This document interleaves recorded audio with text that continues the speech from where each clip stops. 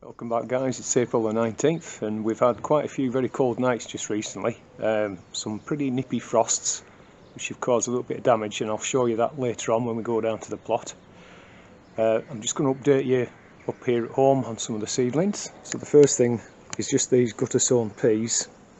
Brought them up at home, it's just easier to manage the watering and what have you. So I've got them hardening off, and I expect that they'll be going out probably this coming weekend. So in the back room, this is south facing window here. These are the Crimson Crush tomatoes.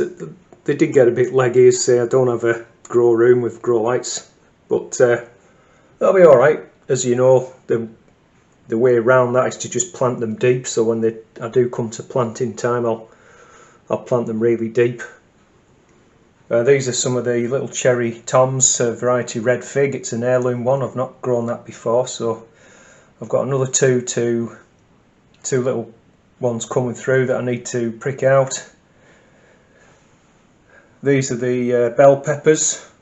Again, these were sent to me by Willie Coleman. I think they're the monster bell pepper. I've just pricked this one out now. I think there's another one come through. These two guys at the end, I think they got boiled almost. I left them inside the propagator on this table and the sun was streaming in. I think they just got fried, unfortunately, so I don't know if they'll survive. This is the basil here, that's done really well, so I'm going to be sowing another half a dozen pots of that probably. Just see these little cucumbers starting to come through now. We're moving just down here in front of the window. This little windowsill propagator, that's parsley, and that's my own seed I saved, so I'm pretty chuffed about that. That's germinated well. Again, I'll probably do another pot of that. In here I've just sown some more of the cherry toms, the red fig, and another one called stew peas. Nothing moving just yet. I've popped those bits of card just to reduce the evaporation on the surface of the compost, so hopefully that'll give me more plants. Okay, so let's go down the plot and I'll show you what's going on down there. Okay, so we're down on the micro orchard, and I've just stopped in to show you the first of the sort of frost damage. So these are autumn fruiting raspberries. You can make that out, but it's nipped, burnt the top of the foliage there, which is quite unusual. I don't think I've known that happen before.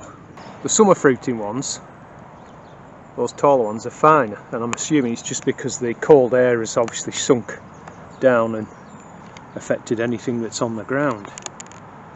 But yeah, quite unusual. Right, I'll show you something else. So here on this patch of rhubarb, and if you look at the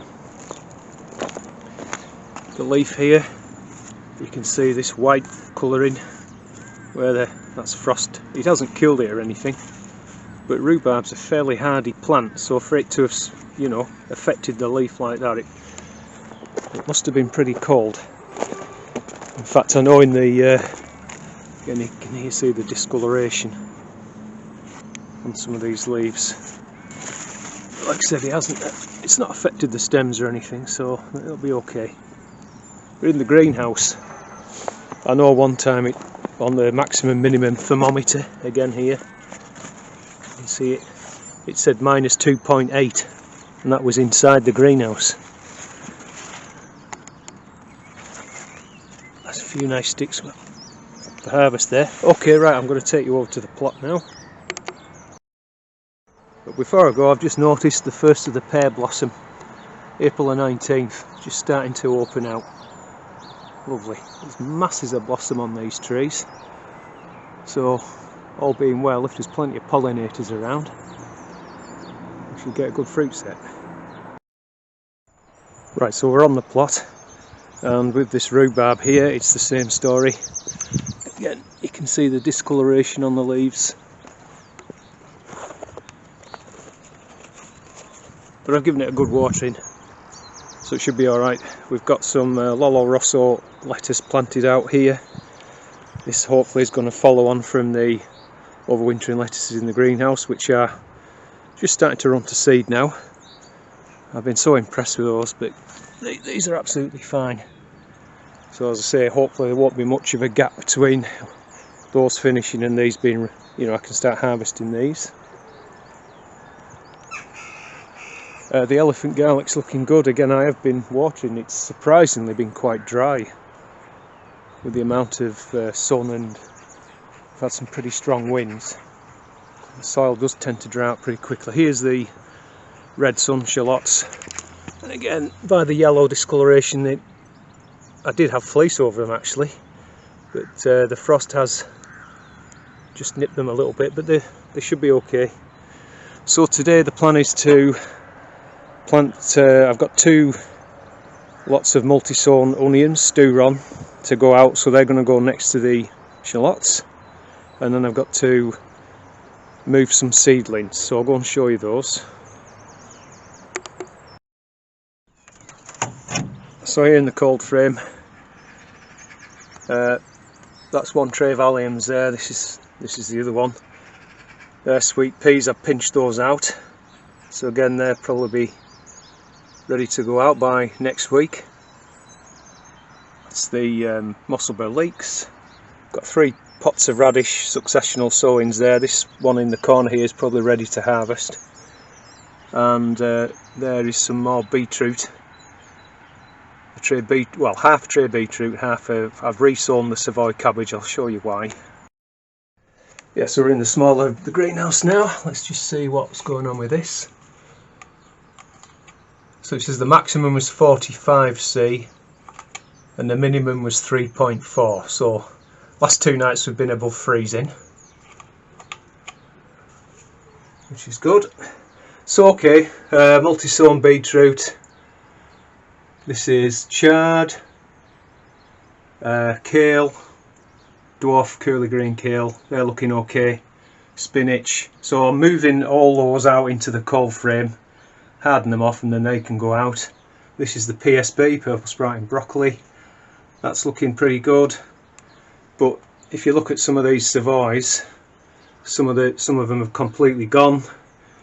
I don't know whether that's damping off or what, but you know, they just, again, the yellowing of the leaves, I don't know whether that's, well, I mean, you know, they are cold hardy.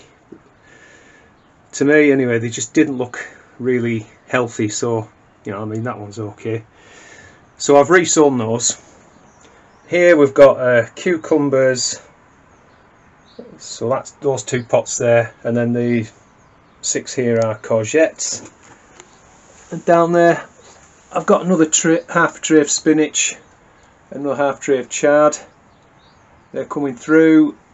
This was the dill that this was the first sowing up at home, and they got legging. I transplanted them, and they're growing, but they're not brilliant if you compare those with these pots here, which, you know, put seed in and just didn't move them at all. You know, they're really doing well.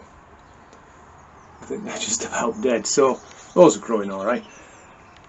Yeah, so in future I'll just I won't transplant them. Okay, so first things first, just going to give them a bit of a water before we plant them out, just so hopefully they'll come out of the modules and not break up. And then just going to take that hoe and just give the this is where they're going here, just going to hoe the top inch or so of that soil.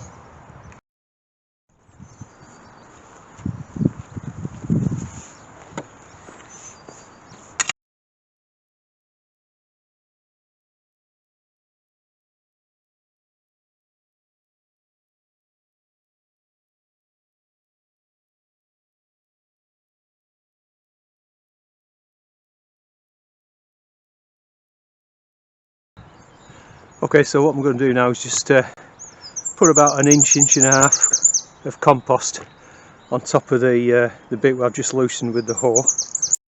Pulled out some of the bigger stones before I apply the compost.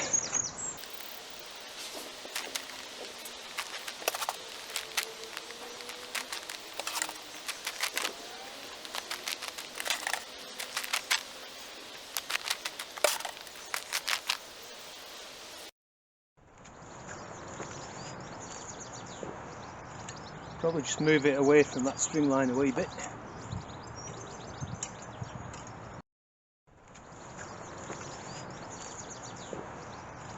Probably just move it away from that string line a wee bit.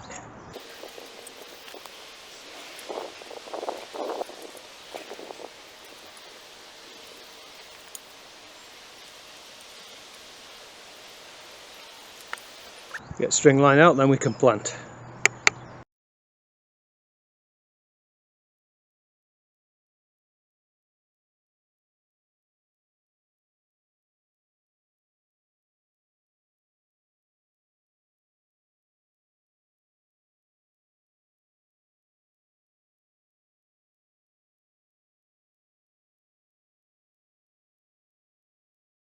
Alright, that's the first row in. I've got about, what is there,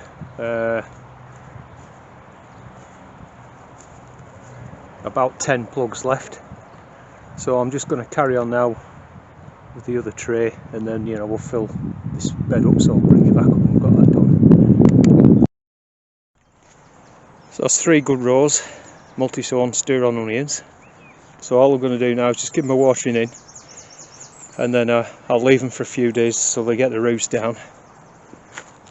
Although it has forecast to be quite dry, but give them a good soak now.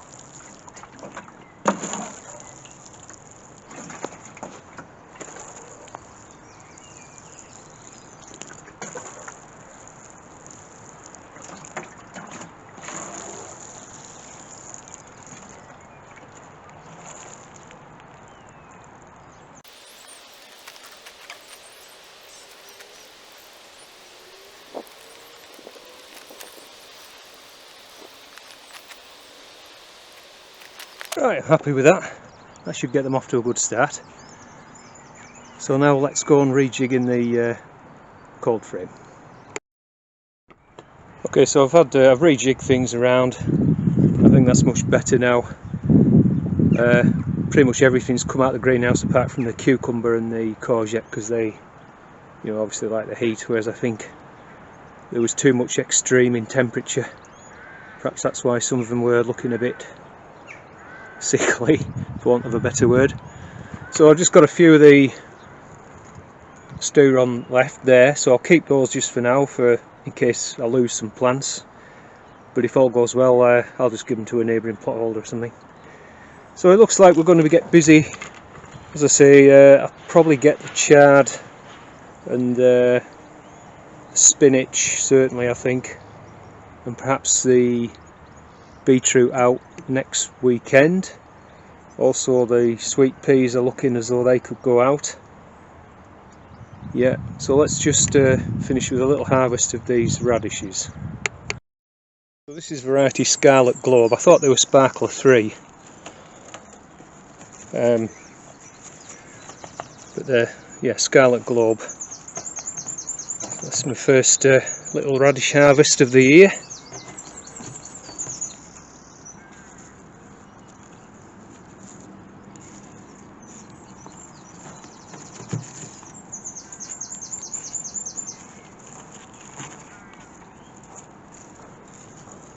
Probably do just for now.